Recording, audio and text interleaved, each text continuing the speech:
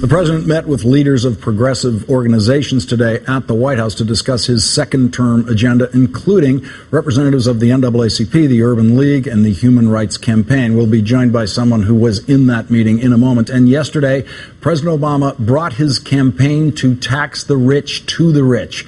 Yesterday at the White House, the president's deputy budget director met with a group that calls itself patriotic millionaires, people who are willing and ready to pay more in taxes under the Obama tax plan. So the people around me have done very well. Millionaires have become multimillionaires, and multimillionaires have become billionaires, and our middle class has suffered. I'm happy to pay more taxes because it's my duty. I love my country. I love what it represents in terms of the mobility people need to have.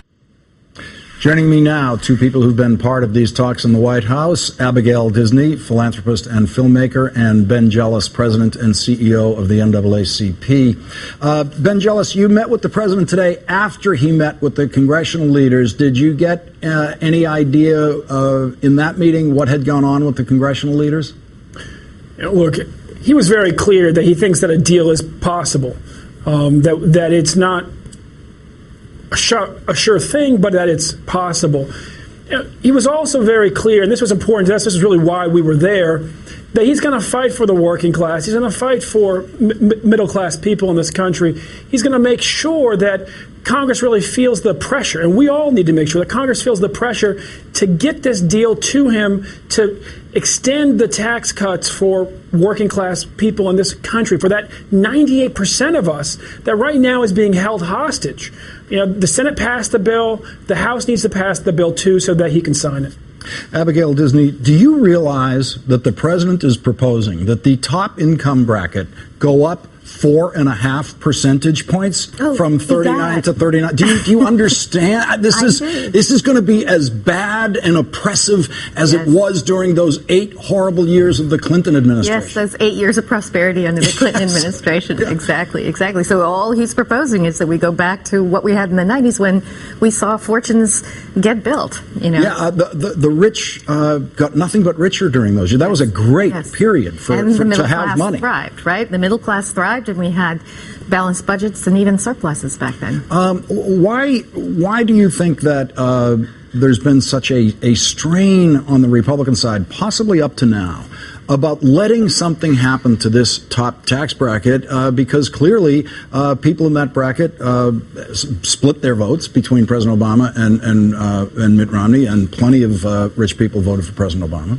You know, I can't tell you because it defies logic now at this point. We've had, 10 years since these tax cuts, and we've seen the results of them. We are really looking at a horrific deficit, all traceable really to the root of this tax cut, the 2 wars that weren't funded. So, and the fiscal cliff we already fell off of in 2008. So, we've watched the results of what happens when we don't tax at those levels, and we've watched the middle class get the crap beaten out of them in the process. So I really am lost trying to understand. We have a new Gallup poll today shows that 45% of Americans now say they favor a balanced approach to reducing the deficit with an equal amount of tax increases and spending cuts. That's up 32%. That's up from 32%, only 32% of last year. Ben Jealous, in your opportunity with the president today and others in the groups that were represented, were other subjects discussed beyond just the current budget situation? Sure. I mean, we talked about the need to get this country back to work so this country works better for all people, and the need to really focus on jobs. We've done our own polls with black voters, and 2-to-1 said, this president, this government needs to focus on jobs. But we were also very clear that this is step by step. And for the next 6 weeks, what this country has to focus on is making sure that we pull back the working people in this country from this fiscal cliff. And we go ahead and we extend their tax cuts because, look, we're talking about $3,000 being pulled out of the pocket of a family that just makes $50. That is absolutely a leg issue. When the farmer calls for all of us to pitch in to make breakfast, the chicken can just give an egg. but the lamb has to give their entire leg. And for the rich, this is really an egg issue. You know, for the rest of us, this is truly a leg issue. And so we were happy to see this president on fire, as we are on fire, to make sure that Congress just goes ahead and pulls the working people of this country back off this fiscal cliff. Abigail, there are two very prominent pockets of wealth in this country on each coast. There's the Wall Street wealth just down the other end of Manhattan, and they seem very resentful of this president. And there's Hollywood wealth, to shorthand it, that you're a part of. And there's something about that West Coast pocket that isn't at all resentful about paying a larger share into this community that this government serves. What is the difference? I mean, you've been around both of those communities. What's the difference? You know, I couldn't say that I know the difference. I've lived in both places. I just know that for my purposes, I've gotten to the point of understanding, well, there's plenty, you know. I mean, there's limousine liberals. I'm a subway liberal. I don't need a limousine, you know. And how many dancing lessons do your horses need?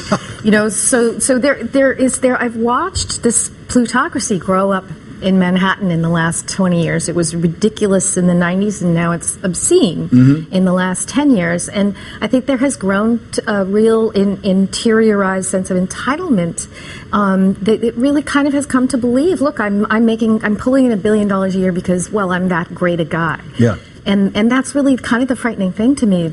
I think that's why they're so angry about letting go of not just this 4.5% in taxes, but also, you know, we'd love to talk about the capital gains. I mean, the carried interest loophole and other things. I mean, just these small provisions in letting these tax cuts lapse just for the 2%. And getting capital gains taxes back to where they were under the Clinton administration, and taxing dividends like ordinary income, those things will get us to almost $1 trillion over 10 years. That gets us almost half the way there to being one-to-one. That's right. You know, I can't imagine how anybody can look at the situation we're in and not say, you know, if my life is not going to be materially affected in a bad way by this kind of a tax increase, why would I object? Abigail Disney and Ben Jealous, thank you both very much for joining me tonight. Thank you.